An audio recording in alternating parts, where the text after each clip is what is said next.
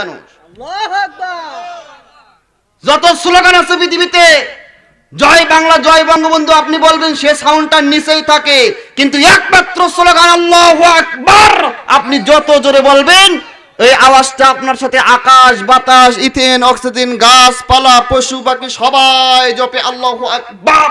আর আপনি যত জোরে সাউন্ড দেবেন সাউন্ডটা তত জোরে আরশে আজিমে চলে যাবে। জোরে বলে আল্লাহু আকবার। এখন মনে হচ্ছে আপনারা জাগলেন কেমন? আল্লাহ বলছেন যে একটা ব্যবসার কথা বলবো। কিসের কথা বলবো? ব্যবসা, যে ব্যবসা করলে পারে কোথা থেকে তোমরা শাস্তি থেকে রেহাই পাবা? জাহান্নাম থেকে। কোথায় থেকে? আল্লাহ রাব্বুল আলামিন বলেন ব্যবসাটা কি তোমরা কি জানো নাকি? ব্যবসা তিনটা। এক নাম্বার ব্যবসা একজনের সাথে করতে হবে তো উমিনুনা বিল্লাহ, আল্লাহর উপরে ঈমান আনয়ন করা লাগবে। কার উপরে ঈমান আনয়ন করবেন? দুই নম্বর রাসূলি, শুধু আল্লাহর উপরে ঈমান আনয়ন করলে হবে না, রাসূলের উপরে ঈমান আনয়ন করতে হবে। আল্লাহ বলেন তুমি যে আমার উপরে আর আমার রাসূলের উপরে ঈমান আনয়ন করলা তার প্রতিবার স্বরূপ কর্মের মাধ্যমে প্রকাশ করবা, সেটা হলো অতুজাহিদুনা ফি সাবিলিল্লাহ, জিহাদ করে ঈমানের প্রকাশ দেখাবা। এক নম্বরে কার উপরে ঈমান, দুই নম্বরে রাসূল, তিন নম্বরে জিহাদ। কয়টা মনে থাকবে? এক নম্বরে আল্লাহর উপর ঈমান, দুই নাম্বার রাসূলের উপরে, তিন নাম্বার এই দুইজনের উপরে যে ঈমান আনয়ন করলেন তার প্রমাণ হবে কর্মের মাধ্যমে। আল্লাহ তাআলা বলেন এই তিনটা কাজ যদি করতে পারো যালিকুম খায়রুল লাকুম ইন কুনতুম তা'লামুন, এটা তোমাদের জন্য সব থেকে ভালো ব্যবসা, সব থেকে উত্তম কাজ। আল্লাহ বলেন ইসলামকে যদি এটা বোঝো তাহলে এটাই হবে তোমাদের জন্য সব থেকে মঙ্গল। সুবহানাল্লাহ। তিনজনের উপরে তিনটা কাজ করা লাগবে। আল্লাহর উপরে ঈমান আনো, রাসূলের উপরে ঈমান আনয়ন করো। এখন আমাদের দেশে দেখা যাচ্ছে সারা পৃথিবীতে অধিকাংশ মানুষ বলে আমি আল্লাহর উপরে ঈমান আনয়ন করেছি, কিন্তু আসলেই তারা ঈমানদার নয়। বুঝবেন কিভাবে? আপনি বুঝবেন কিভাবে? আপনি যে আল্লাহর উপরে ঈমান আনয়ন করলেন, ঈমান আনার সঙ্গে সঙ্গে একজন মানুষ যখন ঈমান আনে, শুধু আল্লাহর উপরে ঈমান আনয়ন করেছি কথা বললে ঈমান পরিপূর্ণ হয় না। আল্লাহর উপরে ঈমান আনতে হলে চারটা জিনিস মেনে নিতে হয়। কয়টা জিনিস ভাই? জোরে বলেন। ভালো করে দেখ, আমি কিন্তু পরবর্তীতে আবার প্রশ্ন করব। মন খারাপ করতেছেন আপনারা? এক নম্বরে আল্লাহর অস্তিত্ব স্বীকার করা লাগবে, অস্তিত্ব স্বীকার করা লাগবে। দুই নাম্বার আল্লাহর সিফাত, গুণকে স্বীকার করা লাগবে, যে আল্লাহর গুণ আছে, গুণ নাই আল্লাহর, স্বীকার করা লাগবে, এটা বিশ্বাস করতে হবে। তিন নাম্বার আল্লাহর কুদরত, ক্ষমতার উপরে বিশ্বাস স্থাপন করতে হবে।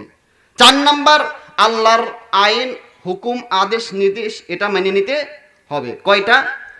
এক নাম্বারে অস্তিত্ব, এক নাম্বারে, দুই নাম্বারে গুণ, মানে তিন নাম্বারে ক্ষমতা, তিন নাম্বারে, চার নাম্বারে আল্লাহর আইন, হুকুম। কয়টা? এখন আল্লাহর অস্তিত্ব তার মানে আল্লাহ নাই, তাই তো? অস্তিত্ব মানে কি? আল্লাহ রাব্বুল আলামিন বলেন আমি আছি কিনা শোনো। পৃথিবীতে কোরআনে কারিমের ভেতরে যে সূরাটা সব থেকে বেশি সওয়াব হয়, যে সূরা পড়লে, যে সূরাটা কোরআনের 3 ভাগের 1 ভাগ, যে সূরাটা 3 বার পড়লে গোটা কোরআন একবার খতম দিলে সওয়াব হয়, সেই সূরার নাম কি? সূরা ইখলাস। সেই ইখলাসের ভেতরে আল্লাহ তার অস্তিত্বের পরিচয় দিয়েছেন। কোন সুবহানাল্লাহ। সূরাতুল ইখলাসে আল্লাহ তার পরিচয় দিয়েছেন। এরপরে আল্লাহ রাসূল বলছেন এমন একটা আয়াত আছে গোটা কোরআনের ভিতরে সবথেকে শ্রেষ্ঠ আয়াত, কেউ যদি প্রতিদিন ফরজ নামাজের পরে একবার করে তেলাওয়াত করে মরণ ছাড়া জান্নাতে যাওয়ার আর কোনো বাধা থাকে না। সেটার নাম কি? আয়াতুল কুরসি, সেটার নাম। এই সূরাগুলোর ভিতরে আল্লাহ তার অস্তিত্বের কথা বলেছেন। আপনারা, আমি আল্লাহর উপরে ঈমান আনয়ন করেছি, আপনারা কি এনেছেন? কথা কয় না কেন? এনেছেন? হাত তুলে দেখেন তো যে এনেছি। ঈমান আনয়ন করেছেন। এখন আল্লাহর উপরে ঈমান আনয়ন করতে হলে এক নম্বরে কি? অস্তিত্ব। এক নম্বরে অস্তিত্ব স্বীকার করা লাগবে। এখন অস্তিত্ব, আপনি যে আল্লাহকে মানেন, অস্তিত্ব স্বীকার করেন, এই অস্তিত্ব আল্লাহ যে আছেন এটা মক্কার কাফেরেরাও স্বীকার করত। কারা করত? এই তো লাগতেছে পেঁয়াজ, দেখেন। আপনি যে অস্তিত্ব স্বীকার করেন এটা আবু জাহেলও স্বীকার করত। বদরের যুদ্ধের দিনে আল্লাহ রসুল যখন যুদ্ধে গেলেন, আবু জাহেল যখন রসুল এবং তার কর্মীদেরকে ইসলামী আন্দোলন ধ্বংস করে দেওয়ার জন্য যখন যাচ্ছিলেন, আবু জাহেল বলেছিল রব্বুল আলামিন কাবার গিলাফ ধরে দোয়া করেছিল, আকাশের মালিক জমিনের মালিক তুমি তো একজন আসো, আমি জানি তুমি একজন আসো, সেটা আমি জানি। আজকে এই বদরের মাঠে যারা সঠিক দল তাদেরকে বিজয় দান করো। তার মানে আবু জাহেলও জানতো আল্লাহ একজন। তাহলে আবু জাহেলকে কি আপনারা ইমানদার মানবেন? হ্যাঁ, তো মানতেছে আল্লাহকে। ফিরাউন যখন খোদা দাবি করলো, ফিরাউনের দেশের লোকেরা বলল, নেতাজি আপনি যে আল্লাহকে মানেন, আপনি যে আমাদের খোদা, সুতরাং আমাদের দেশে পানি নাই, পানির দরকার, পানি দেন। ফিরাউনকে, ফিরাউনের 14 গোষ্ঠীর ক্ষমতা আছে পানি দেওয়ার। ফিরাউন তখন কিন্তু রাতের বেলা চুপি চুপি দোয়া করে আল্লাহকে বলেছিল, আল্লাহ আমার আখিরাতের দরকার নাই, আখিরাত আমি চাই না, দুনিয়াতে আমাকে দাও, আমি একটু খোদা হয়েছি, সুতরাং এখন যদি পানি না দিতে পারি খোদাগি তো থাকে না, আল্লাহ দয়া করে আখিরাতের বদলে দুনিয়াতে আমাকে একটু পানি দিয়ে খোদার প্রমাণ দেখাও।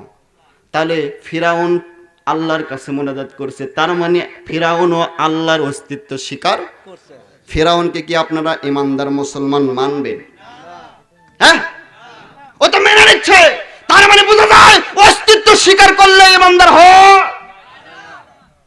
আমি আল্লাহকে মানি, আপনারা কি মানেন? মানেন। এক নম্বরে কি স্বীকার করা লাগবে? অস্তিত্ব স্বীকার করা লাগবে, এটাতে সবাই আমরা মুসলমান হলাম, সবাই কি হলাম? 2 নম্বরে যেটা মানতে হবে সেটা হচ্ছে আল্লাহর সিফাত, আল্লাহর গুণ মানা লাগবে। আপনারা কি আল্লাহর গুণ মানেন? আমি এমন আল্লাহর অস্তিত্ব মানি যে আল্লাহর কোনো গুণ নাই। আল্লাহর গুণ নাই, শুধু কি আছে না গুণে ভরা। আল্লাহর গুণ অনেক গুণের ভেতরে কয়েকটা গুণের প্রমাণ দেই। আল্লাহর গুণ হচ্ছে কেবলমাত্র আল্লাহ তাআলা রব্বুল আলামিন মানুষের ভালো মন্দ করতে পারে, উপকার বা ক্ষতি করার মালিক আল্লাহ ছাড়া আর কেউ নয়। আল্লাহ তাআলা পবিত্র কোরআনুল কারীমের ভেতরে বলেন, وَيَمْسَسْكَ اللَّهُ بِضُرٍّ فَلَا كَاشِفَ لَهُ إِلَّا هُوَ وَيَمْسَسْكَ بِخَيْرٍ فَهُوَ عَلَى كُلِّ